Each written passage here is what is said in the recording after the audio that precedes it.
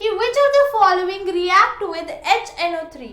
यहाँ पे HNO3 का मतलब है नाइट्रिक एसिड। तो हमारे फर्स्ट क्वेश्चन में हमें नाइट्रिक एसिड के रिएक्शन के बारे में पूछा है।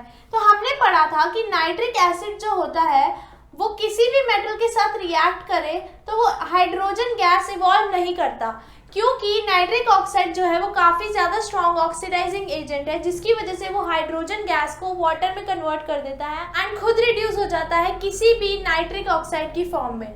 वो N2O, NO2, NO कुछ भी हो सकती है। तो हमसे पूछा है कि कौन सा HNO3 के साथ रिएक्ट करेगा।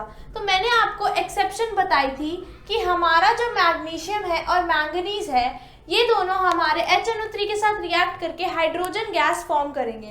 तो हमारा फोर्थ ऑप्शन इज करेक्ट। तो हमारा फर्स्ट क्वेश्चन का आंसर है manganese and magnesium. Second question says odd one out. तो अगर हमें ऑड वन आउट को फाइंड करना है तो हमें देखना होगा कि हमें कौन कौन से मेटल्स के ऑप्शंस दिए हुए। तो अब हम अपने ऑप्शंस को देखते हैं। फर्स्ट ऑप्शन हमें कहता है lead, second is copper, third is gold and fourth is iron. तो हमें पहले इन ऑप्शंस में देखना है कि जो हमें ऑप्शंस दिए हैं वो सारे मेटल्स हैं या फिर नॉन मेटल्स तो ऐड नहीं है। तो हमें पहले फाइंड आउट करना है कि इनमें से मेटल्स कौन से हैं, नॉन मेटल्स कौन से हैं। तो हमें दिख रहा है कि सारे के सारे ऑप्शंस जो है हमारे वो मेटल्स हैं। तो इसमें जो हमारा मेटल्स और नॉन मेटल्स का क्राइटेरिया जो हम चूज कर सकते थे वो एलिमिनेट हो जाता है, क्योंकि सारे के सारे हमें मेटल्स ऑप्शंस दिए हुए हैं। तो अब हम देखेंगे कि लेड, कॉपर एंड गोल्ड। इससे आपको याद आएगा कि हमने लेड, कॉपर एंड गोल्ड को देखा था कि ये तीनों वो मेटल्स हैं जो वाटर के साथ बिल्कुल भी रिएक्ट नहीं करते, ना ही कोल्ड वाटर की फॉर्म में, ना ही hot water and not even with steam. तो हमने देखा they don't react with water, whereas Fe जो है दैट इज आयरन, वो स्टीम के साथ रिएक्ट करता है। तो हमने देखा था कि इसमें से ऑड वन आउट हमारा आयरन होगा on the basis of reaction with water. तो सेकेंड क्वेश्चन का आंसर हो गया फोर्थ। थर्ड क्वेश्चन हमें बोलता है कि which metal oxide dissolve in water. तो हमसे पूछा कौन सा मेटल ऑक्साइड वाटर में डिजोल्व होगा। तो मैंने आपको बताया था कि जो मेटल ऑक्साइड वाटर में डिजोल्व होता है हम उसे अल्कलाइन कहते हैं, बल्कि सिर्फ दो ही एक्सेप्शंस थी इस केस में जो कि मेटल वाटर के साथ डिजोल्व हो जाती है, बाकी सारे मेटल्स डिजोल्व नहीं होते, they are insoluble in water. तो हमें इनमें से चूज करना है कि कौन सा मेटल ऑक्साइड था। तो हमने देखा था कि सोडियम एंड पोटेशियम ऑक्साइड थे जो वाटर के साथ सॉल्युबल होते हैं। तो हमारा थर्ड ऑप्शन करेक्ट होगा, क्योंकि बाकी मैग्नीशियम, एल्यूमिनियम एंड जिंक ये सारे इनसॉल्युबल होंगे वाटर में। तो अब हम पढ़ते हैं हमारे फोर्थ क्वेश्चन की तरफ, which says which non metal is liquid at room temperature. अब हमसे पूछा है नॉन मेटल के उस एक्सेप्शन के बारे में जो लिक्विड होता है रूम टेम्परेचर पे। तो हमने अपने ऑप्शंस देखे। First option is gallium, second is mercury, third is bromine and fourth is iodine. इसमें से हमारा गैलियम एंड मर्करी तो मेटल के ऑप्शंस हैं, तो ये तो एलिमिनेट हो जाएंगे क्योंकि हमसे नॉन मेटल पूछा है और मेटल नहीं पूछा।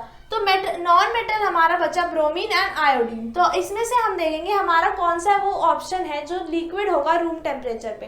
तो आयोडीन तो वो एक्सेप्शन था कि हमने देखा था कि इसका जो लस्ट्रस प्रॉपर्टी शो करता है, क्योंकि नॉन मेटल की इन जनरल तो नॉन लस्ट्रस प्रॉपर्टी होती है, but iodine is an exception so it shows lustrous property. तो लस्ट्रस प्रॉपर्टी होता तो हमारा फोर्थ होता, लेकिन हमसे लिक्विड का पूछा है तो फोर्थ भी एलिमिनेट हो जाएगा एंड हमारे पास बचेगा ब्रोमीन। तो हमें ये ऑलरेडी पता है कि bromine is liquid at room temperature. तो हमें बाकी ऑप्शंस को भी रीजन देना है। फिफ्थ क्वेश्चन पूछता है कि which is the poor conductor of heat. तो अब हमें बताना है कि पुअर कंडक्टर कौन है हीट का। तो हमारा फर्स्ट ऑप्शन है copper, second is lead, third is silver and fourth is aluminium. Silver का फॉर्मूला हमें पता है Ag होता है। तो हमें इसमें से बताना है पुअर कंडक्टर कौन सा होगा। हमें पता है copper is a good conductor and aluminium is also a good conductor of heat. इसमें से बचा हमारे पास लेड। हमने लेड के बारे में पढ़ा है कि वो पुअर कंडक्टर ऑफ हीट की प्रॉपर्टी शो करता है। हमने सिल्वर के बारे में इससे रिलेटेड कुछ नहीं पढ़ा, तो हम इस ऑप्शन को तो कंसिडर करेंगे ही नहीं।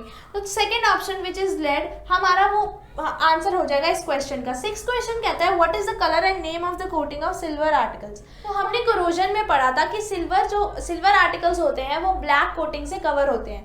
तो सिल्वर आर्टिकल्स ब्लैक कोटिंग क्यों शो करते हैं? Because they react with sulphur dioxide present in the atmosphere and form silver sulphide. तो हमारा थर्ड ऑप्शन करेक्ट हो जाएगा। सेकेंड और फोर्थ ऑप्शन में हमें brown coating and grey coating दी थी, तो हमें पता है ब्राउन एंड ग्रे तो नहीं होती। फर्स्ट एंड थर्ड में हमें ब्लैक दी थी, बस हमें उसमें से चूज करना था कि उसकी कोटिंग किस चीज़ की बनेगी। तो हमें पता है सिल्वर ऑक्साइड की नहीं, सिल्वर सल्फाइड की बनेगी। तो 6 क्वेश्चन का आंसर हमारा हो गया थर्ड। अब हम बढ़ते हैं हमारे 7th क्वेश्चन की तरफ, जो कहता है कि which of the following statement is correct. तो हमें बताना है कि अब कौन सी स्टेटमेंट करेक्ट होगी। तो हमारे फर्स्ट स्टेटमेंट कहती है कि electrovalent compound are soluble in solvent and insoluble in water. तो हमें पता है इलेक्ट्रोवैलेंट कंपाउंड्स की प्रॉपर्टीज में हमने पढ़ा था कि वो इनसॉल्युबल होते हैं सॉल्वेंट में एंड सॉल्युबल होते हैं वाटर में। तो इसमें हमें उल्टा दिया है कि वो सॉल्युबल लिखा है इसमें सॉल्वेंट को एंड इनसॉल्युबल लिखा है वाटर में। तो हमारा फर्स्ट ऑप्शन इज रॉन्ग। अगर इसमें लिखा होता soluble in water and insoluble in solvent तो हमारा सही होता, लेकिन अभी उल्टा लिखा है इसलिए फर्स्ट ऑप्शन हमारा रॉन्ग है। सेकेंड स्टेटमेंट जो हम पहुंचेंगे तो कहता है कि LiCl has more melting point and boiling point than calcium oxide. तो हमने पढ़ा था कि लिथियम क्लोराइड का melting point and boiling point सबसे लेस होता है कैल्शियम ऑक्साइड के रिस्पेक्ट में, तो ये ऑप्शन भी हमारा रॉन्ग है। थर्ड स्टेटमेंट की तरफ बढ़ते हैं कि ionic compounds in solid state do not conduct electricity. तो ये स्टेटमेंट जो हमें दे रखी है ये सही है, तो अभी के लिए हमारा third option is correct. Fourth statement की तरफ बढ़ते हैं कि anodizing is a process of formation of magnesium oxide layer. तो ये पार्शियली करेक्ट है कि वो लेयर फॉर्म करता है ऑक्साइड की, बट हमें इसमें बोला है मैग्नीशियम ऑक्साइड की, तो मैग्नीशियम ऑक्साइड की नहीं, हमें एल्यूमिनियम ऑक्साइड की लेयर फॉर्म करते हैं हम अपने एनोडाइजिंग प्रोसेस से। तो हमारा फोर्थ ऑप्शन भी रॉन्ग होगा। तो 7th क्वेश्चन का आंसर हुआ हमारा third, that is third statement is correct. अब हम बढ़ते हैं हमारे 8th क्वेश्चन की तरफ, which says which order represent correct order of decreasing reactivity. अब रिएक्टिविटी सीरीज की इसमें रोल होगा, तो मैंने आपको रिएक्टिविटी सीरीज में बताया था। अब इस क्वेश्चन से रिलेटेड मैं आपको बता दूं कि अगर कोई भी क्वेश्चन हमारे एग्जाम में रिएक्टिविटी सीरीज से रिलेटेड आएगा तो आप लोग क्या करना कि जब आपको एग्जाम पेपर मिले तो स्टार्टिंग में ही जब एग्जाम स्टार्ट हो तो अपनी रिएक्टिविटी सीरीज लिख लेना, जो मैंने जिस फॉर्म में आपको बताई थी कि when party starts call me and Zara and Ira loudly and then hydrogen के बाद जो हमारे रिएक्टेंट्स थे। अब हमने देखा कि हमारे पास मैग्नीशियम है, एल्यूमिनियम, जिंक एंड आयरन है। तो हमने देखा कि magnesium is first, then aluminium, then zinc and then iron. तो हमारा ऑर्डर हो जाएगा मैग्नीशियम, एल्यूमिनियम, जिंक, आयरन। तो ये हमारा फर्स्ट ऑप्शन करेक्ट होता है।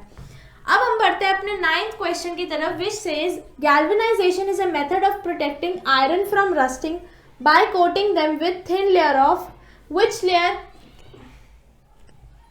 तो हमसे पूछा है कि कौन सी लेयर को हम प्रोटेक्टिंग लेयर बनाते हैं आयरन की रस्टिंग से प्रोटेक्ट करने के लिए। तो हमारा फर्स्ट ऑप्शन कहता है copper, second is aluminium, third is zinc and fourth is bauxite.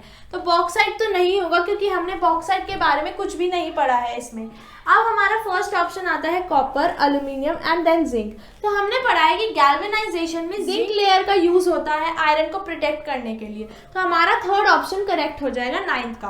अब हमारा लास्ट क्वेश्चन है which says an element x is soft and can be cut with the help of a knife. तो हमसे ये first property बोली है कि हमारे पास वो सॉफ्ट है एलिमेंट एंड वो हम उसे इजीली कट कर सकते हैं। Second property is it is very reactive to air and can not be kept open in air. तो सेकेंड प्रॉपर्टी से हमें पता लगता है कि या तो ये सोडियम है या फिर ये पोटेशियम है, क्योंकि हमने पढ़ा था कि जब सोडियम एंड पोटेशियम रिएक्ट करते हैं एयर में तो ये बहुत विग्रेसली रिएक्ट करते हैं and they can catch fire, तो इसीलिए हम उन्हें ओपन में नहीं रखते। तो इन दोनों में से हमारा ऑप्शन होगा।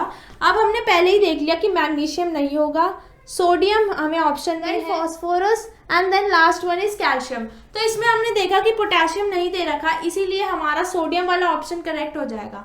लेकिन स्टिल हम लोग अपना पूरा क्वेश्चन पढ़ लेते हैं that it reacts विग्रेसली with water. Water के साथ भी वो विग्रेसली रिएक्ट करता है। कि हमने पढ़ा था कि सोडियम एंड पोटेशियम जो है वो कोल्ड वाटर के साथ इतनी विग्रेसली रिएक्ट करते हैं कि वो एक्सोथर्मिक रिएक्शन शो करते हैं। तो इसने हमसे पूछा identify the element and we have identified it as sodium. अगर हमें सोडियम एंड पोटेशियम दोनों दिए होते तो हमें ऑप्शन में ये जरूर मेंशन होता that both of those options. तो हमारा इसमें आ जाएगा सोडियम वाला। तो this completes our MCQ sessions today and I hope आप लोगों को सारे क्वेश्चन समझ आए होंगे। अगर कुछ भी फर्स्ट 3 चैप्टर से कोई डाउट हो आप लोगों को So do tell me in the comment section. I'll be there to help you out. So meet you guys in my next lecture, which is on day 5. Until then, take care.